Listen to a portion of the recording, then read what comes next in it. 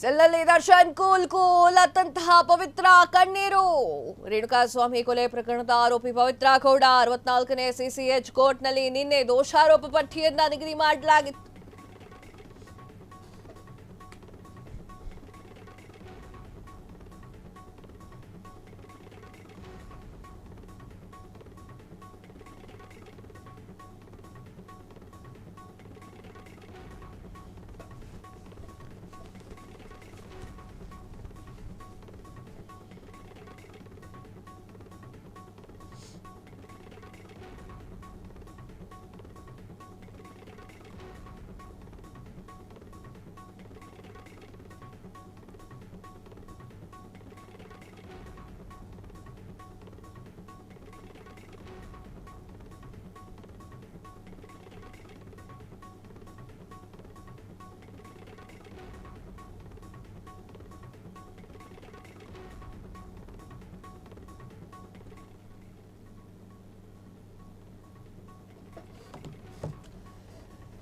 ಸೆಲ್ನಲ್ಲಿ Darshan cool ಅತ್ತಂತಹ ಪವಿತ್ರ ಕಣ್ಣೀರು.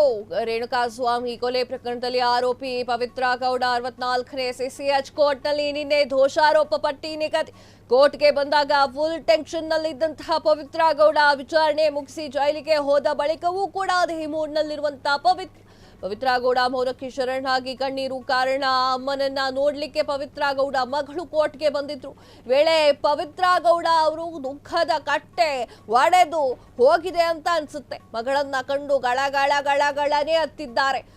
ತನ್ನ ಪರಿಸ್ಥಿತಿಯ ಬಗ್ಗೆ ಒಳಗೊಳಗೆ ನೊಂದ್ಕೊಂಡಿದ್ದಂತಹ ಪವಿತ್ರ, ಜೈಲಿನಲ್ಲಿ ಸಾಕಷ್ಟು ಆಕ್ಟಿವ್ ಆಗಿದ್ದಂತಹ ಪವಿತ್ರ ಗೌಡ ನಿನ್ನೆಯಿಂದ ಫುಲ್ ಟೆನ್ಷನ್ ನಲ್ಲಿ ಕೂತ್ಕೊಂಡಿದ್ದಾರೆ. ಪವಿತ್ರ ಗೌಡ. ಎಸ್ ವೀಕ್ಷಕರೇ, ರೇಣುಕಾಸ್ವಾಮಿ ಹತ್ಯೆ ಪ್ರಕರಣಕ್ಕೆ ಸಂಬಂಧಪಟ್ಟಂತೆ 2ನೇ ಬಾರಿ ಬಂಧನಕ್ಕೆ ಒಳಗಾಗಿದ್ದಂತಹ ದರ್ಶನ್ ಹಾಗೂ ಪವಿತ್ರ ಗೌಡ ಮುಖಾಮುಖಿ ಭೇಟಿಯಾಗಿದ್ರು ಕೋರ್ಟ್ನಲ್ಲಿ.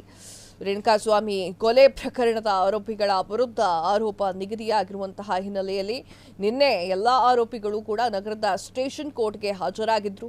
ಪ್ರಕರಣದಲ್ಲಿ ಪವಿತ್ರ ಗೌಡ A1 ಆರೋಪಿ ಆಗಿದ್ರೆ ದರ್ಶನ್ A2 ಆರೋಪಿಯಾಗಿದ್ರು. ಹೀಗಾಗಿ ನ್ಯಾಯಾಧೀಶರ ಮುಂದೆ ಸಾಲಾಗಿ ನಿಲ್ಲುವಾಗ ಪವಿತ್ರ ಗೌಡ ಹಿಂದೆ ದರ್ಶನ್ ಅವರು ನಿಂತಿರುವಂಥದ್ದು.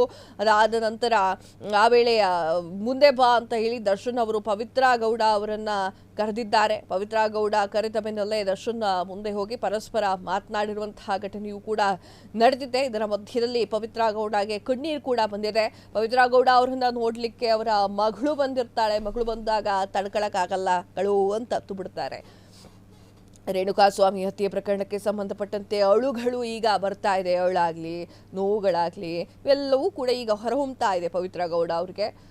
ಬಟ್ 2ನೇ ಸಲ ಬಂಧನದಲ್ಲಿ ಇರುವಂಥದ್ದು. ಚಿತ್ರದುರ್ಗ ಮೂಲದ ರೇಣುಕಾಸ್ವಾಮಿ ಕೊಲೆ ಪ್ರಕರಣದಲ್ಲಿ ಹೈಕೋರ್ಟ್ನಲ್ಲಿ ನೀಡಿದಂತಹ ಜಾಮೀನು ಆದೇಶವನ್ನು ಸುಪ್ರೀಂ ಕೋರ್ಟ್ ನಿನ್ನೆ ರದ್ದುಗೊಳಿಸಿ ನಂತರ ದರ್ಶನ್ ಹಾಗೂ ಪವಿತ್ರ ಗೌಡ ಸೇರಿದಂತೆ ಉಳಿದ ಆರೋಪಿಗಳನ್ನ ಬಂಧನ ಕೂಡ ಮಾಡಲಾಗಿತ್ತು. ಇದೇ ನವೆಂಬರ್ 10ನೇ ತಾರೀಕು ವಿಚಾರಣೆ ಕೂಡ ನಡೆಸಲಿದ್ದಾರೆ. ಸೊ ಆ ಒಂದು ಕಾರಣಕ್ಕಾಗಿ ಪವಿತ್ರ ಗೌಡ ಮುಖದಲ್ಲಿ ದುಃಖವೂ ಕೂಡ ಕಂಡು ಬರ್ತಾ ಇರುವಂಥದ್ದು. ಅಳ್ತಾ ಇರುವಂತಹ ಪವಿತ್ರ ಗೌಡ ನಿನ್ನೆಷ್ಟೇ ಅವರು ತುಂಬ ಸಪ್ಪಗೆ ಕೂತ್ಕೊಂಡಿದ್ರು. ಇಷ್ಟು ದಿನ ತುಂಬ ಆಕ್ಟಿವ್ ಆಗಿದ್ರು ಜೈಲಿನಲ್ಲಿ. ತದಾದ ನಂತರ ಮತ್ತೆ ಅವರು ತುಂಬ ಅಳ್ತಾ ಕೂತ್ಕೊಂಡಿರುವಂತಹ ಘಟನೆ ನಡೆದಿದೆ. ಏನೇ ಆಗಲಿ, ಕೋರ್ಟ್ ಏನು ಹೇಳುತ್ತೆ ನೋಡಬೇಕು. ಕೋರ್ಟ್ ಯಾವ ಥರ ಶಿಕ್ಷೆಯನ್ನು ಕೊಡುತ್ತೆ ಯಾರಿಗೆ ಅನ್ನೋದನ್ನ ಕಾದು ನೋಡಬೇಕು. ವಿಚಾರಣೆ ಏನಾಗುತ್ತೆ ಗೊತ್ತಿಲ್ಲ, ವೇಟ್ ಮಾಡಬೇಕು. ಇದೆಲ್ಲ ಇದೆ, ಕತೆ ಇದೆ, ಅದು ಮುಗ್ದಿಲ್ಲ ಇನ್ನು.